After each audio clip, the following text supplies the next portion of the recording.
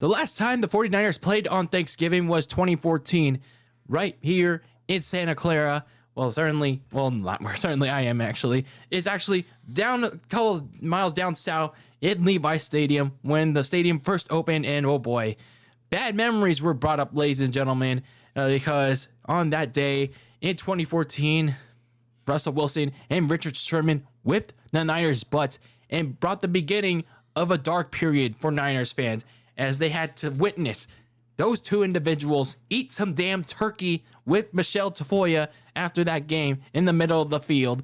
And yeah, like I said, it brought the beginning of the dark ages for those Niners fans for 3 years.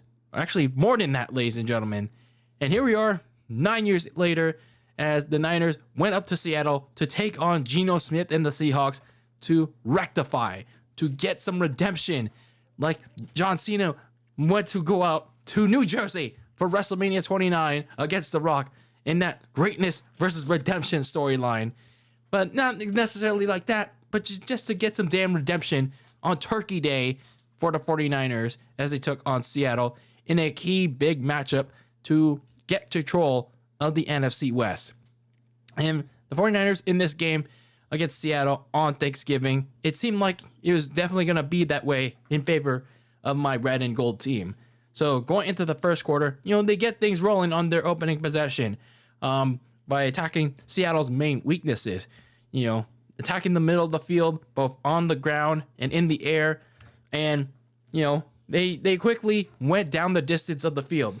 And when you score on the first play of the game with Deebo Samuel, they had Seattle's defense spooked. They had him fooled with a Deebo Samuel goal line run where he easily raced to a left hole provided by the offensive line. And soon you know it, 5 minutes into the game, they go up 7-0. And yeah, they gave up a big kickoff return run in the special teams, which was saved, by the way. It could have been a touchdown. Rookie corner Darrell Luter made a big touchdown saving return. The defense limited Geno Smith and that Seattle offense to just 3 points, a mere 3 points, near the 49ers 35-yard line. So, okay, all not as too bad. To start the game. They get a big stop there. But then that's when the wheels start to really fall off for the Seattle Seahawks. They start to really sputter on the next time that they were on the field. Geno nearly caused himself a safety. He nearly cost his team 2 points. He tripped over his running back and essentially killed the drive and pinned his team deep into his own territory and gave the Niners some good field position. But unfortunately, this was kind of the problem that the Niners were having, as I've been pointing out, these last 3 games since their bye week. The inability to capitalize on really good field and the turnovers that are gifted to them. But in this case, it was the good field. So after a punt, they got some good field position. They're well past midfield, but they can't take advantage of it. I didn't understand the play calling for this particular drive from Kyle Shanahan. So he tries a trick play attempt with Deebo Samuel. He tries to does his trick play, Philly special with Deebo, but then they clearly recognized it. It was Devin Witherspoon that clearly recognizes Deebo trying to throw that damn thing to Brandon Ayuk, but unfortunately, he had to throw that shit away. So I'm not sure why he decided to go that. But what's even worse is that he had, I think it was Deebo, run it in the middle. Like, isn't Deebo's specialty running it on the end around, on the outside? So why are you having him running in the middle? On 2 straight downs, mind you. Like, what are we doing here? So, Kyle Shanahan was going to look like a fool during this drive. But Jawan Jennings salvaged him by shaking off 3 defenders in a nice play on a 3rd down catch and extend the drive up to the second quarter. And unfortunately, they managed to continue that into the second quarter, like I said, and they took advantage of a few penalties from Seattle. And near the goal line, Christian McCaffrey powered his way to a 14-3 advantage in favor of my 49ers. And by this rate, the 49ers were just pretty much having their way with the Seahawks. And Seattle thought they gave themselves a tad bit of hope. D. Eskridge got a first down run, but then right after that, corner Ambry Thomas, he snatched that hope away with a nice pick off of Geno Smith. But again, here's that problem that I mentioned earlier about the inability to capitalize on these turnovers with points, like legit points. You have to get points on the board if you get these turnovers. You have to maximize on these opportunities when you get them. But unfortunately, the offense couldn't do it. It is the execution of the offense that just could not do that. This has become a recurring problem for the 49ers. I don't understand it. I don't know why, but they got to do a better job of that. Maybe, I guess it had to do with the specific play calling for this, like the screen passes that I've kind of been encouraging, but I guess Seattle was recognizing that a lot. But either way, they did not capitalize on the turnover. So the Seattle defense, the 49ers defense forced Seattle to quickly punt again. The offense of the 49ers really need to get something going after stalling out after the last couple of drives, and that's exactly what they did.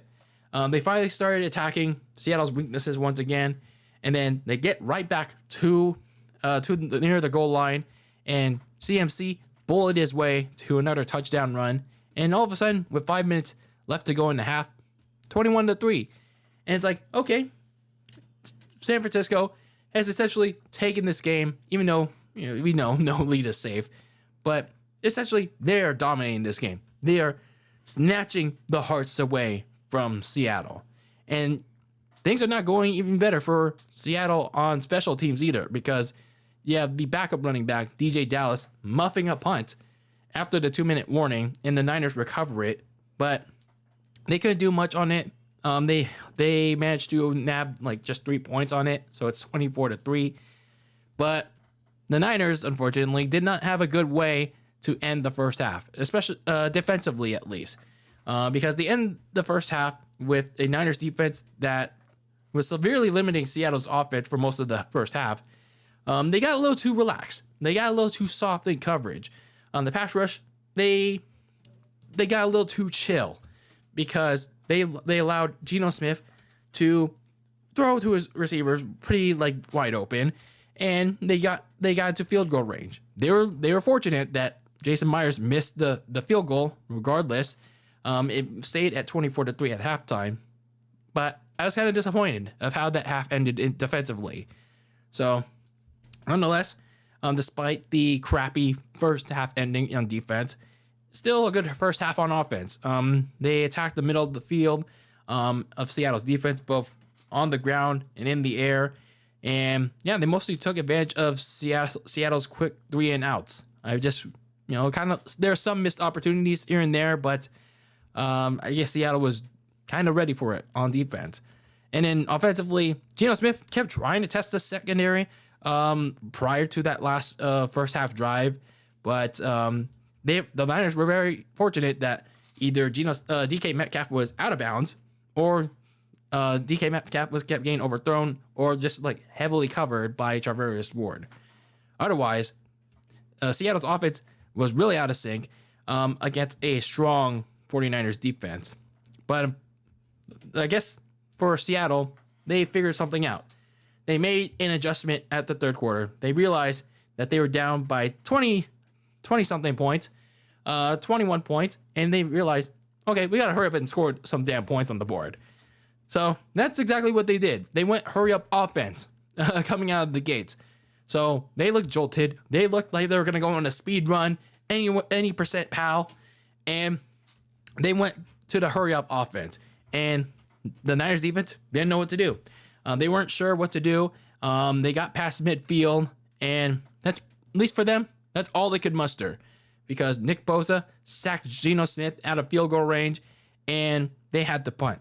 But here's where the momentum started to significantly shift in favor of Seattle, because even though the Niners, all they had to do was just get a tad bit out past of their own end zone, I'm not sure what the play call was here. Like, I was kind of like trying to clean up my house because Thanksgiving dinner was over with my family, so I didn't see what happened here. But when I went to watch back a clip on Twitter, I saw that, oh, it's suddenly a 14-point game now. And that's because they called a pass when Brock Purdy was deep in his own end zone and it got tipped at the line. That's great. That's because it got pick sixed by some guy named Jordan Brooks, that one of their best linebackers on the team. Jordan Brooks got a pick six off Brock Purdy on the tipped pass, and now it's a 24-10 game. Oh, great. And now the momentum's starting to shift because the offense of the Niners can't do jack shit. The defense couldn't stop anything that Seattle was throwing at them. They were missing tackles once again, including Jackson Smith-Njigba, the rookie receiver. He nabbed a one-handed catch wide open that Mike Tirico and Chris Collinsworth kept comparing Odell Beckham Jr.'s catch from 9 years ago on, I think it was the anniversary of that. But nonetheless, still, the momentum was starting to shift towards Seattle, and it was not good for the 49ers. But they did manage to hold them to a field goal. But damn, they managed to find ways to kill the defense. They stopped the pass rush. They gave Zach Charbonnet, the running back, in place of Kenneth Walker III. The offensive line of Seattle gave a lot of running lanes for Zach Charbonnet. And that defense was really falling asleep until that third down stop on Geno Smith. But for San Francisco, they really need to wake up, because if they didn't, it was going to be a closer game than they could have expected, and they were going to choke away a lead that they really had by the nut sacks at halftime. So they did manage to get a major stop at the start of the fourth quarter on an all-out blitz. The next time that Seattle was out there on offense, that all-out blitz was something that failed them weeks ago back in Minnesota, but they succeeded here. I guess it was the situation, but nonetheless, they learned their lesson from that, I guess. And they forced Seattle to punt, and now the offense was finally starting to get going. They go on this long drive, and yeah, they got it going for the first time since mid-second quarter. And Mike Tirico and Chris Collinsworth were talking a lot of weird things all night long, and they were saying his name. They were calling out the certain signal, and that Brock Purdy, I guess Brock Purdy heard that. So Brock Purdy called upon Brandon Ayuk. We haven't heard his name all night, so I guess Mike Tirico and Chris Collinsworth, I guess it was a good time to say that, because Purdy connected with one of his favorite targets, Brandon Ayuk, for a deep strike touchdown in triple coverage, mind you, to put the Hearts in the 12s, 31-13, and the defense sealed it from there on the back half of it, and that was pretty much the game right there. So, oh, sweet revenge it feels for the 49ers 9 years later. 9 years in the making, ladies and gentlemen. From 2014, where you had to see Russell Wilson and Richard Sherman sit on their ass in the middle of the field of then newly minted Levi Stadium, eat the damn turkey with Michelle Tafoya, and now here you are. We finally get to erase the memory of that embarrassing loss on Thanksgiving at Levi's. Now we get to erase that memory with this memory of Brock Purdy, Christian McCaffrey, Deebo Samuel, Charvarius Ward, Fred Warner, Nick Bosa, and George Kittle, all eating turkey, all eating cornbread with Melissa Stark, the new Sunday Night Football reporter, eating all that good stuff on Seattle's field. They get their turn, pal. It's our turn, damn it. So how does it feel now, huh? So how does it feel? So, yeah. Feels good to get some revenge on the damn birds on Thanksgiving. We cooked some damn birds. It definitely feels like some sweet, sweet revenge. Some good old-fashioned payback that I was talking about in this preview for this game. So, very good. Very good revenge, at least. What I didn't like, though, was that third quarter performance by San Francisco that nearly got Seattle back in the game. So even though they only allowed 3 points, which is good for them, that secondary was allowed. They got themselves torched by Seattle's offense. They threatened life. They threatened life in the game.